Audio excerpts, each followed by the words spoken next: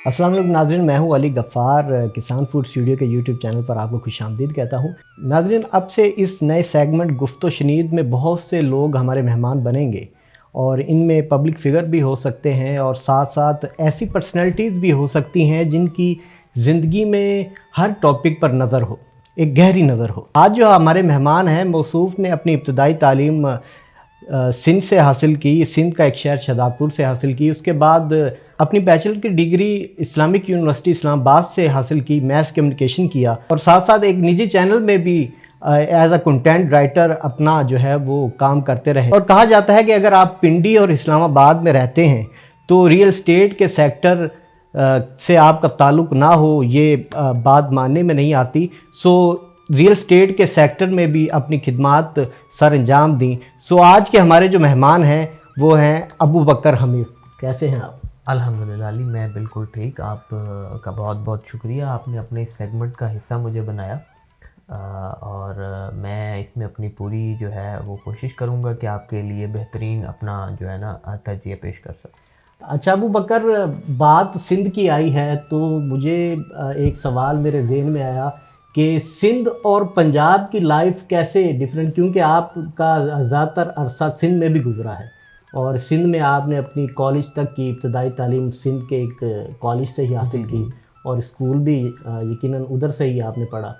तो आप ये मुझे बताएं कि सिंध की ज़िंदगी, ज़ाहिर सी बात है उधर अलग अलग ज़ातों के लोग हैं, सिंधी एक कल्चर आपने देखा होगा और फिर पंजाब आप आए। मुझे बहुत दिलचस्पी होती है कि जो सिंध से आता है तो मैं एक जो है ना वो मवाजना कर सकूं, तो इसके बारे में आप क्या कहते हैं? देखिए, सूबा सिंध पाकिस्तान का दूसरा बड़ा सूबा है। अगर मुआवजे की बात की जाए कि वहाँ के लोग कैसे हैं बनिस्बत पूरे पाकिस्तान के दूसरे सूबों के लिहाज से, तो देखिए जो सिंध है वो थोड़ा सा उसको बहुत से मसाइल का शिकार है, ठीक है, जिनमें फॉर एग्जांपल जो है आपका एजुकेशन सबसे बड़ा जो है ना वहाँ का मसला है, ठीक है। लिटरेसी रेट वहाँ पर नहीं है, ठीक है। कमोबेश जो है सेकेंडरी एजुकेशन तक ही बच्चे जो हैं तकरीबन 60% बच्चे सिर्फ आपकी सेकेंडरी एजुकेशन। अगर मैं एक चीज़ ऐड कर दूं कि कहीं सुनने को मुझे ये ऐसा मिला कि कागजात में सिंध में ना स्कूल हैं कागजात में, लेकिन अगर उन्हीं लोकेशंस पे आप जाते हैं तो वहाँ पर वो खाली ज़मीन होती है। मतलब कागजात में सैलरीज भी जा रही हैं असातिज़ा को और पूरा जितना भी अखराजात होते हैं कि स्कूल के, वो कागजात में वैसे ही वो बजट मिलता है, लेकिन प्रैक्टिकली अगर हम उस जगह पर जाके देखते हैं तो स्कूल नहीं होता। इतना बड़ा अलमिया है, तो आप बिल्कुल एक रेज अच्छा किया पॉइंट। ये देखें, ये मैं कह रहा हूँ ना कि जैसे 21 जो स्कूल हैं, 21 स्कूल प्राइमरी स्कूल हैं, उनके ऊपर एक फिर सेकेंडरी स्कूल है।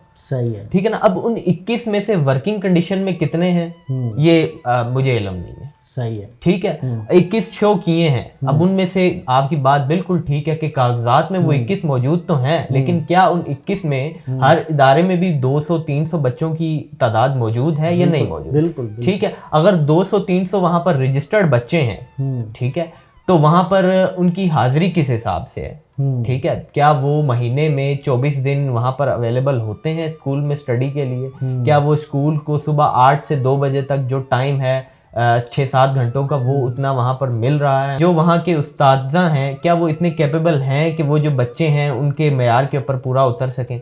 ये तो आपने ठीक है पूरा एजुकेशन का भी पॉइंट रेस किया।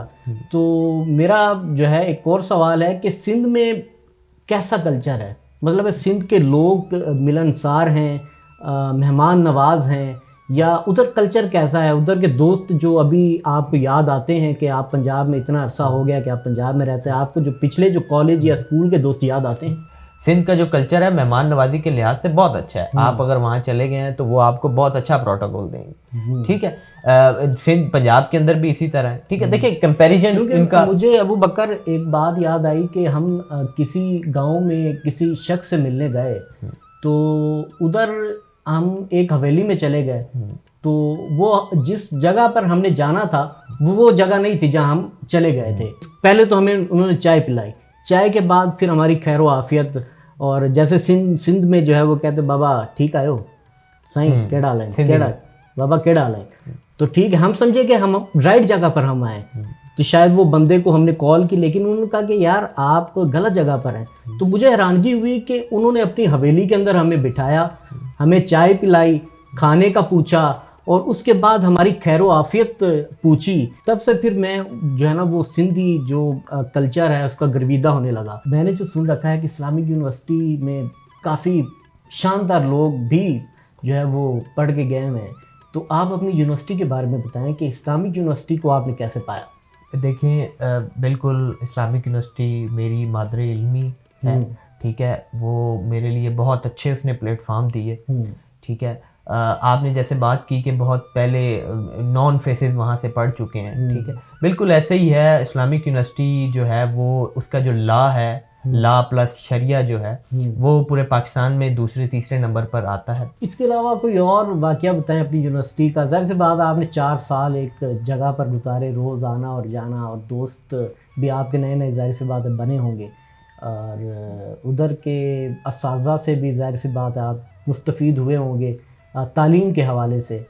और आप बताएं कुछ बातें भी, हम इस तरह की कंट्रोवर्सीज़ भी सुनते रहते हैं इस्लामिक यूनिवर्सिटी के बारे में, वो उसके बारे में कितनी हकीकत है, आप ये बताएं। देखें, इस्लामिक यूनिवर्सिटी एक गवर्नमेंट का इदारा है, सेमी गवर्नमेंट यूनिवर्सिटी है ये, ठीक है। और यहाँ पर बहुत से दूसरे दूर दराज इलाकों से लोग आकर पढ़ रहे हैं, ठीक है। इस्लामिक यूनिवर्सिटी में कमो बेश 70,000 स्टूडेंट्स हैं इस वक्त, ठीक है, इंटरनेशनली, ठीक है। इंटरनेशनली भी हैं, ठीक है, चाइना से हैं, मलाइशिया से हैं। उसके बाद क्योंकि इस्लामिक यूनिवर्सिटी है, इस्लामी तर्ज के ऊपर उन्होंने तालीम अपनी देनी होती है। आपने जिस तरह कहा कि दोस्त, बहुत अच्छे दोस्त बने यहाँ पर आके, ठीक है, और उस्ताद भी बहुत अच्छे थे जिन्होंने पूरा मुकम्मल तौर पर गाइड किया, आखिरी थीसिस तक उन्होंने अपनी हेल्प जो है ना हमारे साथ की, ठीक है। और स्टूडेंट काउंसलिंग के लिए वहाँ पर जमात इस्लामी बहुत एक्टिव है, ठीक है। जमात इस्लामी का वहाँ पर प्रॉपर होल्ड है।